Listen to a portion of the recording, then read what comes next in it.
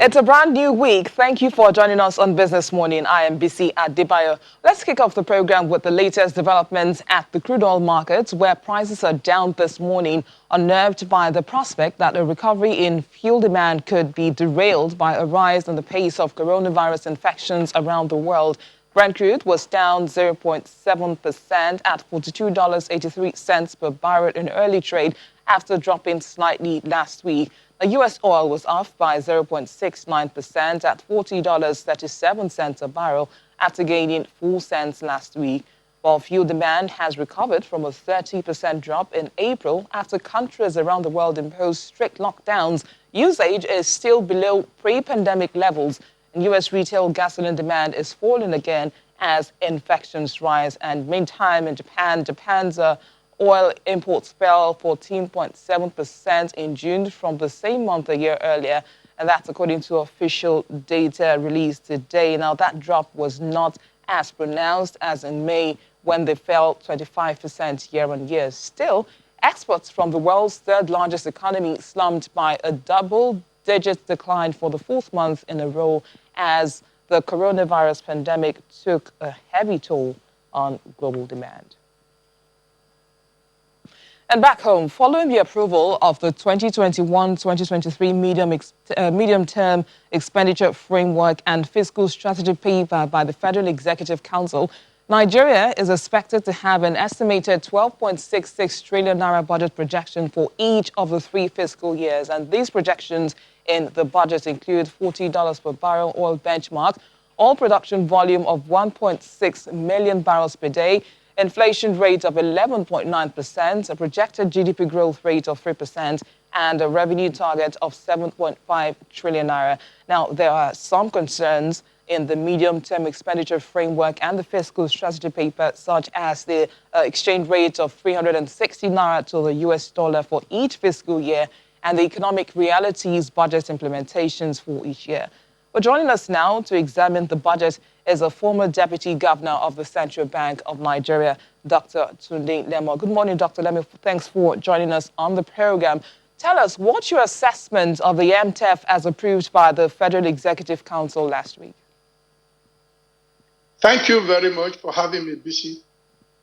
Basically, it's indeed important that there was a recalibration of the MTF in the light of COVID and all of what we have seen. I believe so much has been done, and they have taken steps in the right direction. I'm definitely in support of the oil price benchmark of $28 a barrel, and then 40 from 2021 to 2023. And my reasons are because World Bank and other development partners gave a forecast that was even much more aggressive than that. The World Bank forecast in 2021 to 2023 is that oil price will certainly exceed $40 a barrel. And if you look in the document, you'll find out that the oil production also has been pegged at 1.8. This also includes condensate. You recall that when OPEC Plus pegged their export volume, Nigeria had to shed up 300 barrels.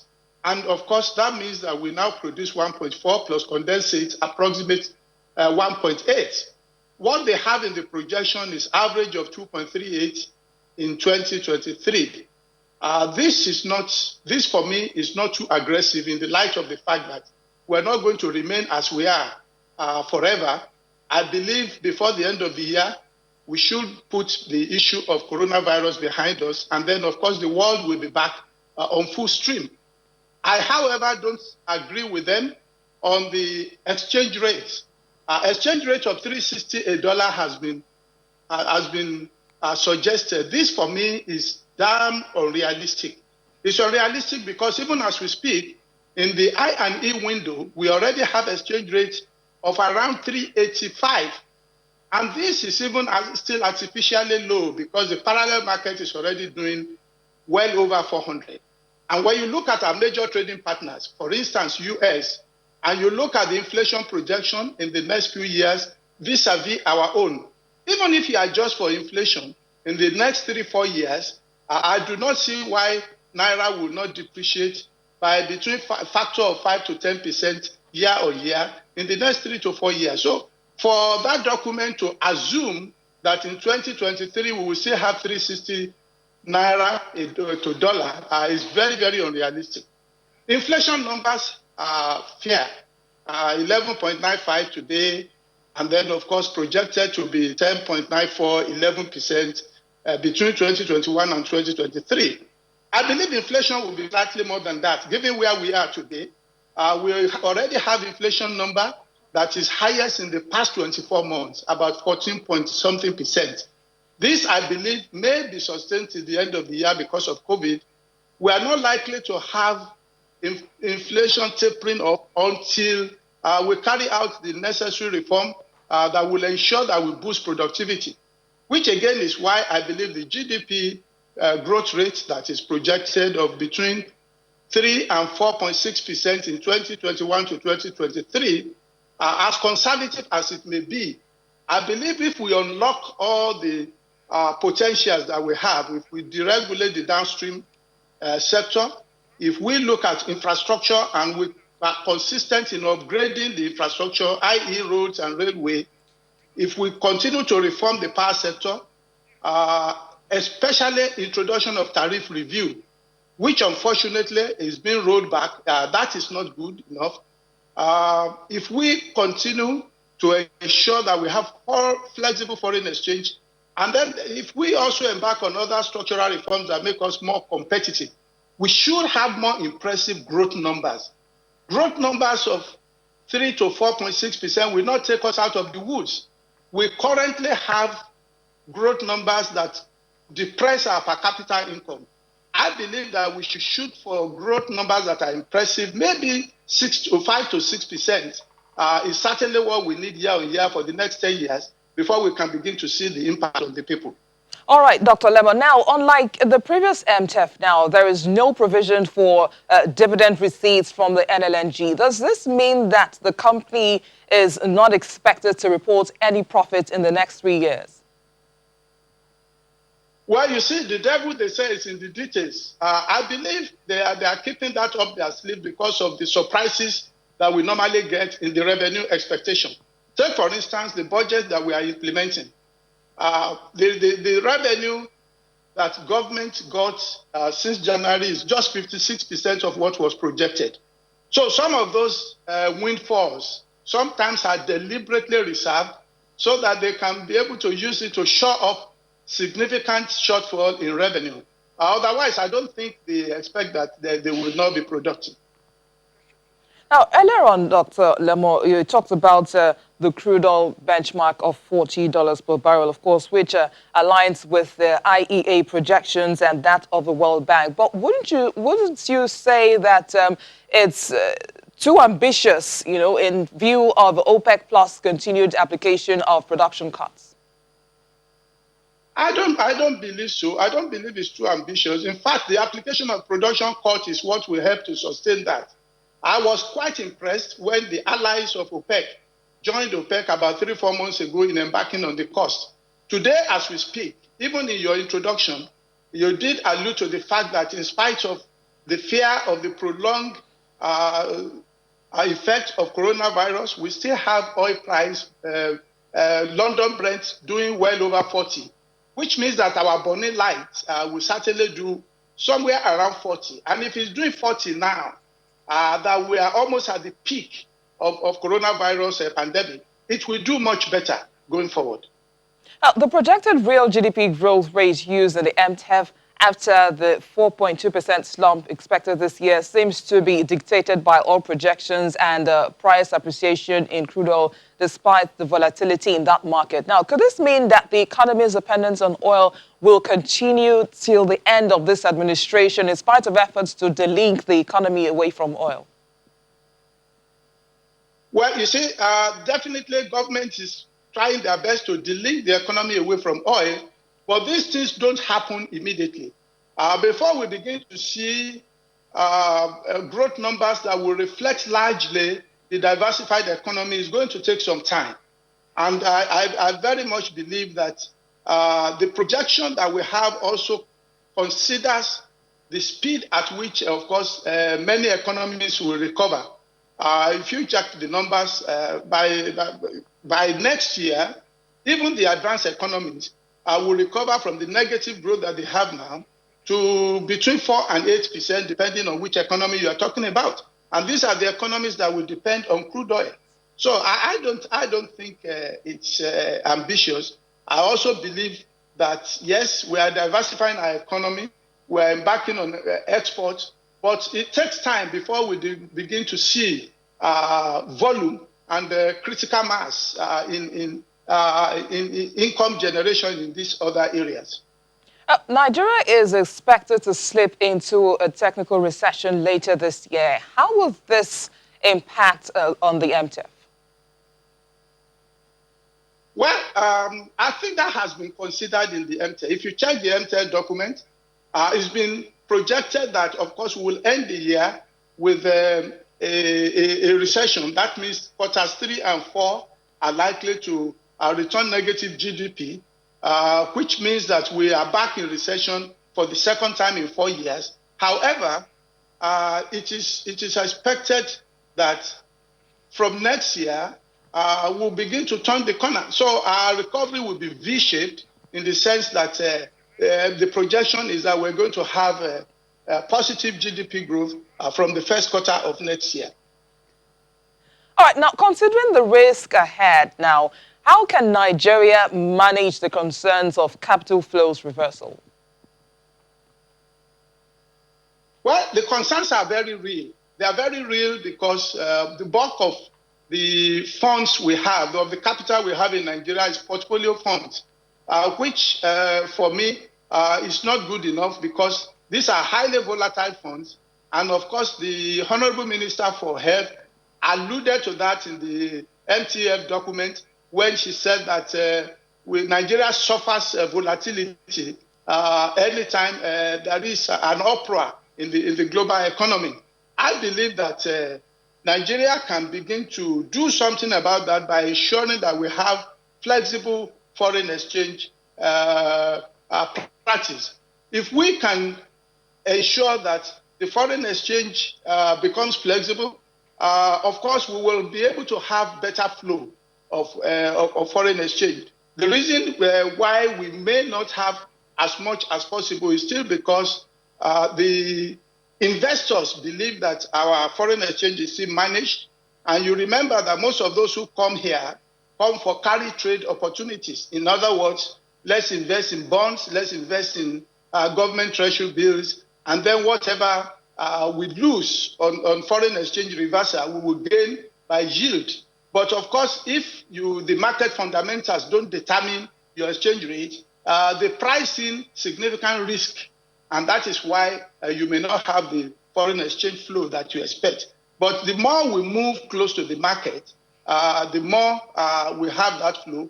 And it is that flow, of course, that will bring back the FDI and portfolio funds that we expect. But we should actually shoot for more FDI as opposed to portfolio funding. And this also depends on how we structure our economy. If we can embark on significant structural reform, including cost of doing business, and it pays to set up factories here, it pays to set up meaningful productive activities here, definitely there will be more interest in Nigerian market, and then there will be flow of forex. But what other structural reforms would you like to see apart from improving the cost of doing business? Of course, we have a lot of them on our table. The first, of course, is the deregulation of the downstream, which I mentioned earlier. Government has done that in a way, but of course, there's still some pressure around the price of petrol, PMS. I don't think government should buckle. Once it is believed that the market is automatic and price will adjust based on the price of crude, then there will be significant investment. There will be a lot more investment in the downstream. The other structural reform we expect to see is the upgrade in our infrastructure. Yes, there's so much happening in railway, but the pace at which it's happening is very slow. Our roads are not good enough. If we can work on roads, if we work on railway, then we reduce the cost of doing business, which of course is majorly logistics and transportation costs. The power sector also still requires significant reform. Today, we still have issues around what the tariff should be, whether we should have flexible tariff structure. Even the existing discourse may not be able to continue unless, of course, you allow them to charge the tariff that will be meaningful for significant investment. These are the reforms that I expect to happen when we then begin to see the economy move full swing. Now, Dr. Lemuel, let's just backtrack a bit now, talking about the dependence on oil for revenues. Now, how well can the government actually leverage the agri sector and taxation as a way to boost revenue?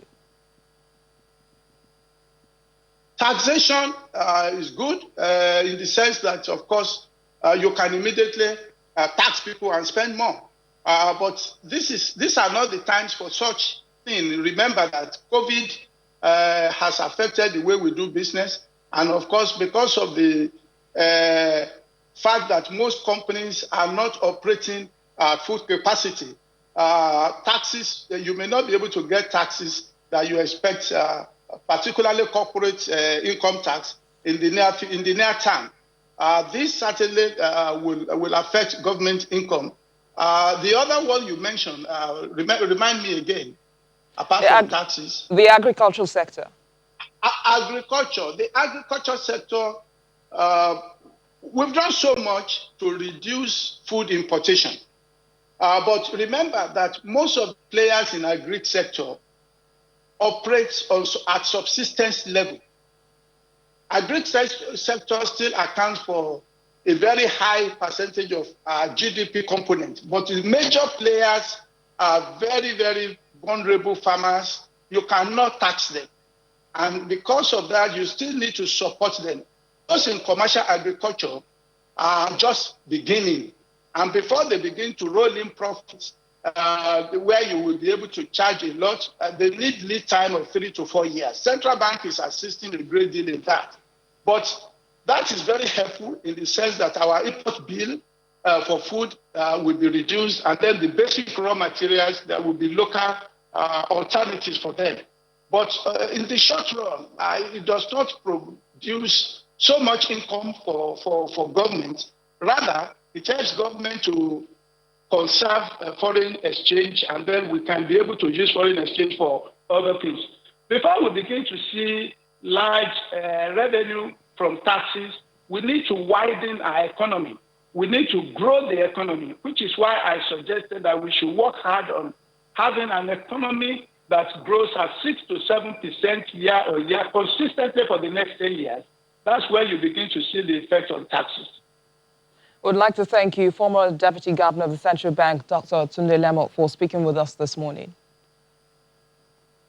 Thank you for having me, Bisi. Still to come on the program, expectations from the CBN MPC meeting holding today. Do stay with us. Welcome back. Now let's just do a quick recap. Activities at the crude oil market this morning. Of course, prices are down and unnerved by the prospect that a recovery in fuel demand could be derailed by a rise in the pace of coronavirus infections around the world. We saw Brent crude down 0.7% at $42.83 a barrel after dropping slightly last week.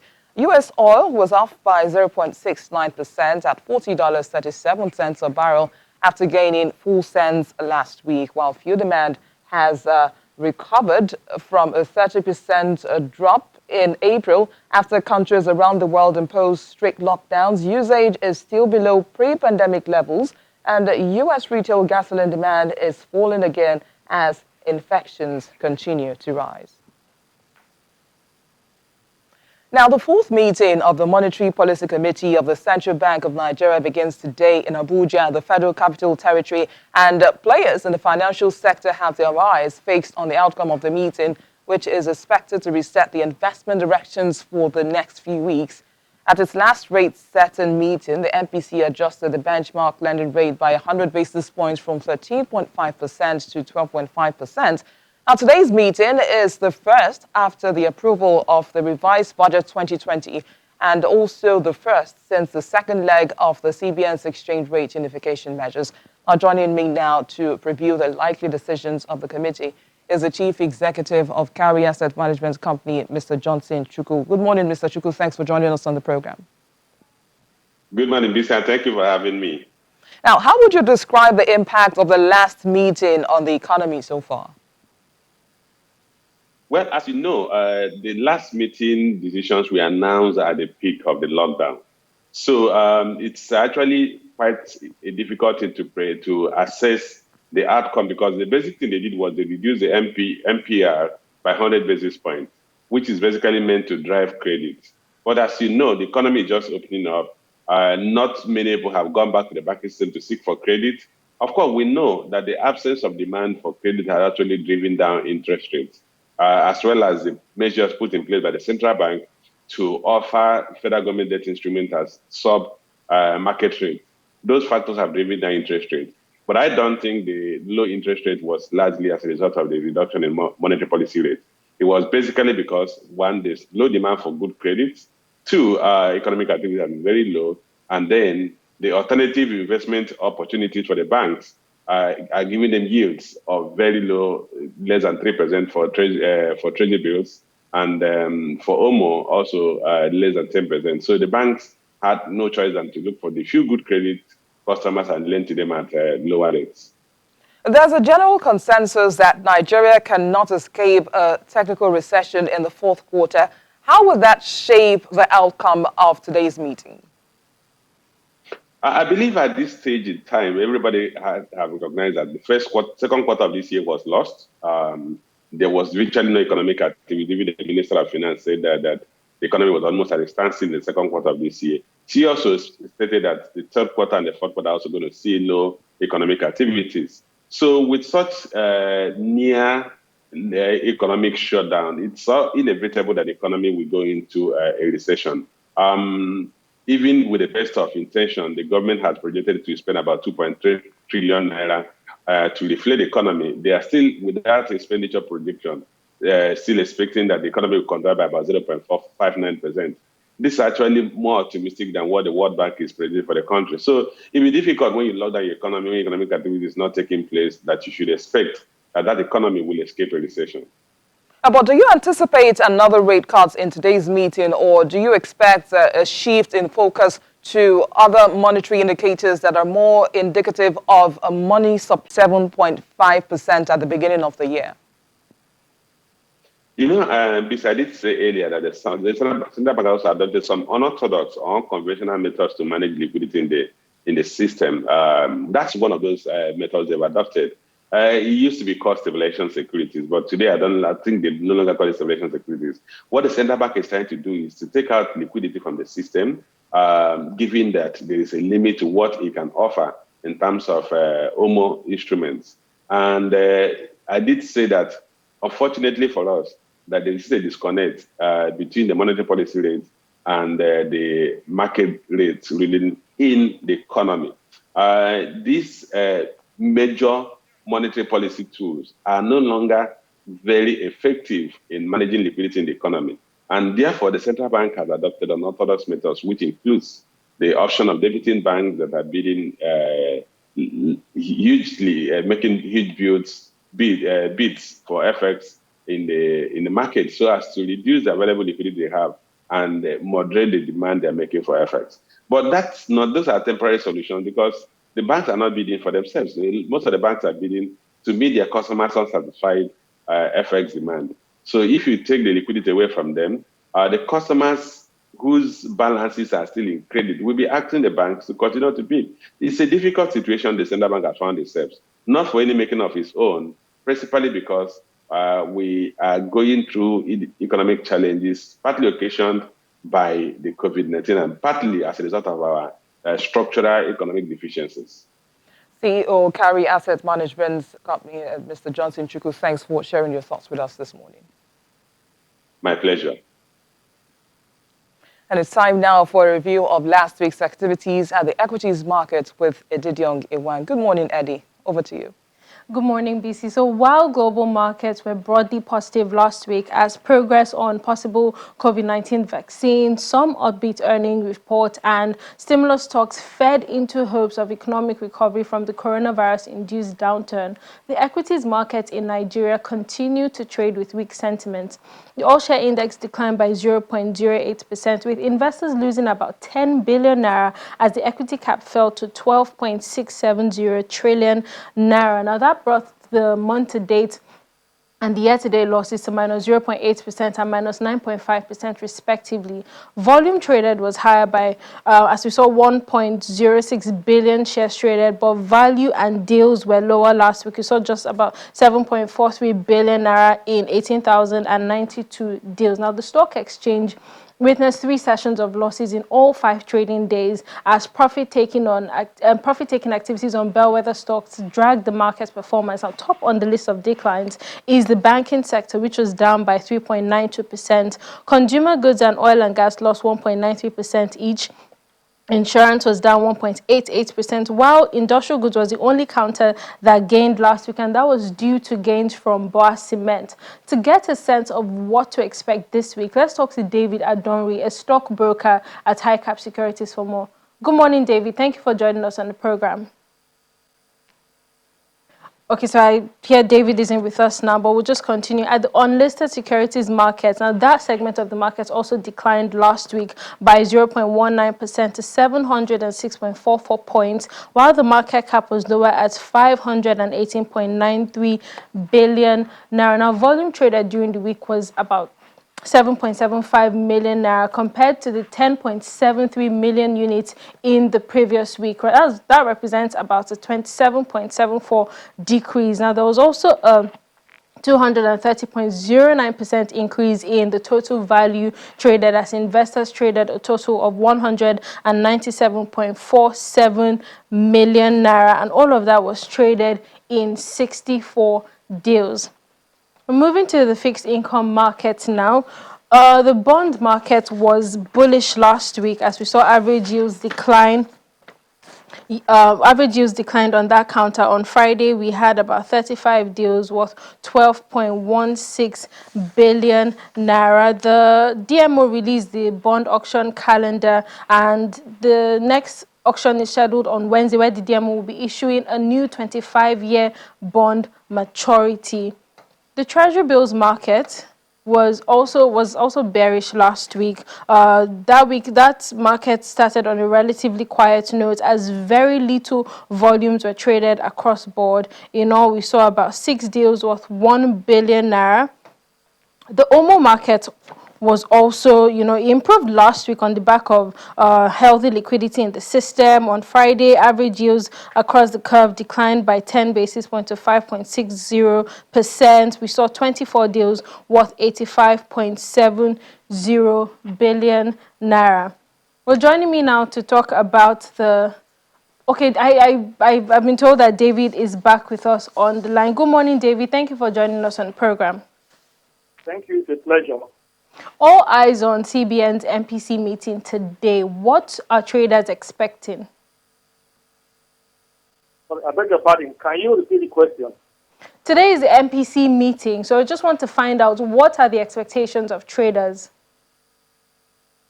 Okay, not really much, other than the gloomy economic situation we see there, and the policies of the CBN are likely to be reflective of the challenges facing the economy, which are already well known.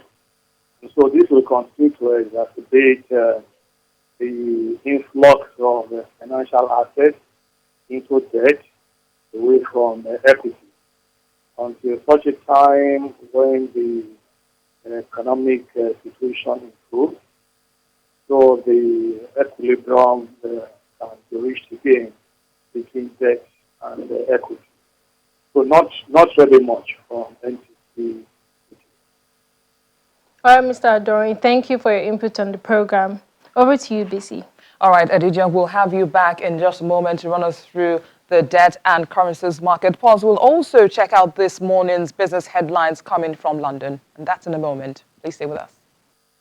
Now, Juliana Olayinka is ready to take us through the latest business headlines coming from the UK. Good morning, Juliana. It's a new week. Tell us what it's looking like at the moment.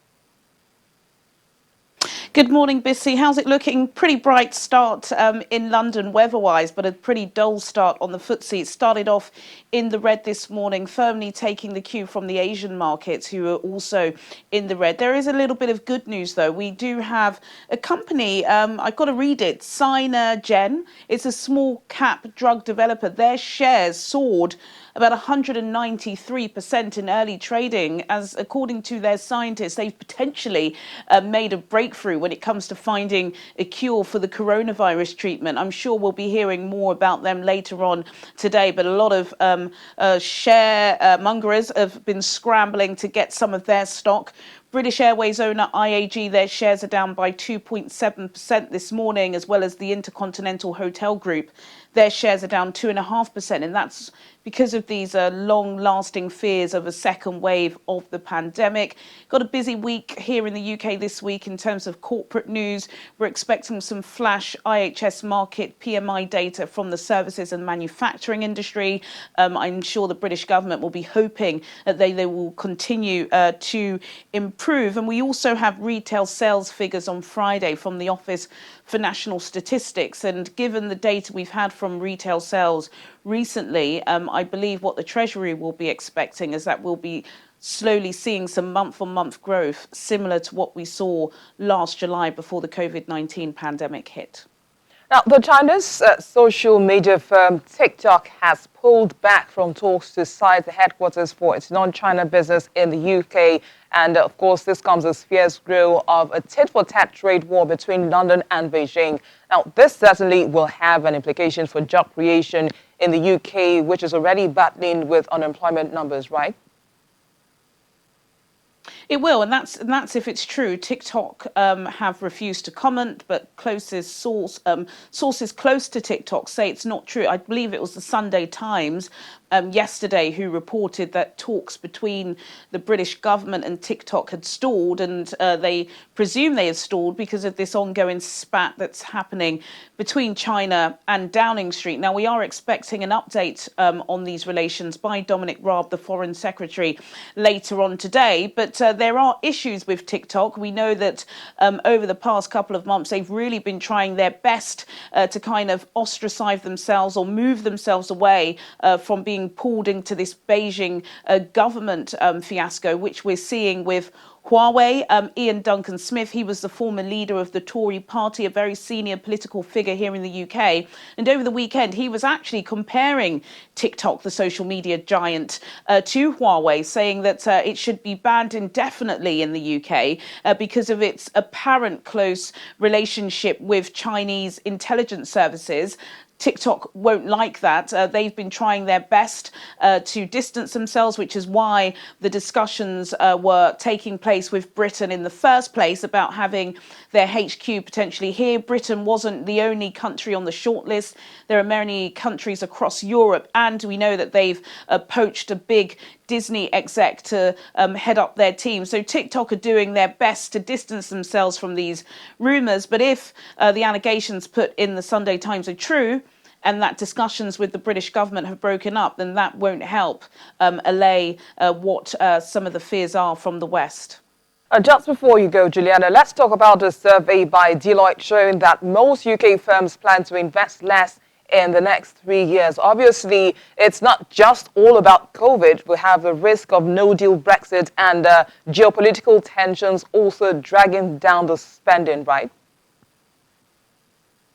Yes, that's true. It's a mixture of all three, definitely. And this gloomy outlook that has been painted by the accountancy firm Deloitte isn't going to do much to improve sentiment. They have been conducting several surveys over the past couple of months, always talking to chief financial officers of the top indices here in the UK, so FTSE 100 companies. And they said that, yes, they are going to delay investment, that they're not confident about doing this because of the reasons that you listed, not just COVID, but of course, something we have here that no other country has is Brexit. And Brexit talks at the moment appear to be stalling. The British government, under Prime Minister Boris Johnson's leadership, has completely ruled out extending that transition period at the end of the year, which means if we don't secure a deal before the start of the autumn, we will come crashing out. So this appears to be a double blow for British business. And again, if we look back at the statistics, the OECD, which is the French-based financial forecast group, they do believe that Britain will be the biggest G5, G7 faller when it comes to a battering in the economy, because we started lockdown late, we're ending lockdown late, and we've got Brexit at the end of the year. All right, Juliana, thanks for this update. We'll see you again tomorrow. Do enjoy the rest of your day. Thank you. And it's back to Eddie Young for a review of the debt and currencies markets. Back to you, Eddie. Thanks, BC. Well, joining me now to talk more about the fixed income market is Benga Shonaike, a fixed income dealer at Access Bank. Good morning, Benga. Thank you for joining us on the program.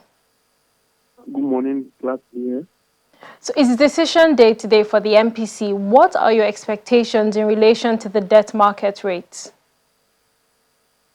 Nobody's expecting significant changes at the MPC today. If it comes, it will be much as a surprise. The fixed income market is pretty much priced in a lot more pretty much priced in liquidity challenges and liquidity expectations.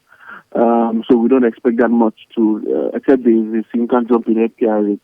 We could now say for that drop in rates, but since we don't expect any significant changes, rates to be pretty much just stable at current levels, and depending on what kind of liquidity comes into the system, which will push rates that are further interest up. So the DMO is out with its Q3 bond auction calendar. How would the offers shape the rest of the quarter? It's pretty interesting because they're offering a new 25-year instrument, which is a fresh issue. So that should bring a bit of surprise expectations because it's not business as usual. It's good volume. We expect about 110 to 150 billion to be issued across the month in each month. So that's a significant supply into the system. Also, given where liquidity is, which you see a bit of bargain hunting as well. So we expect DMO to be able to raise their volumes. They've done so well so far this year at interesting rates. So we expect this to continue. Over the next 3 months, rate trend slightly lower because we have much more money chasing fuels, a lower level of supply. So we expect them to be able to raise their money to funds they need comfortably. All right, Benga, thank you for your input on the program. Benga Shonaike is a fixed income dealer at Access Bank. Well, that is on the market review. Over to you, BC. Thank you, Eddie. And as always, we'll always hope for a profitable trading day. And that's where we wrap up today's program. Thank you for watching. I am BC Adebayo.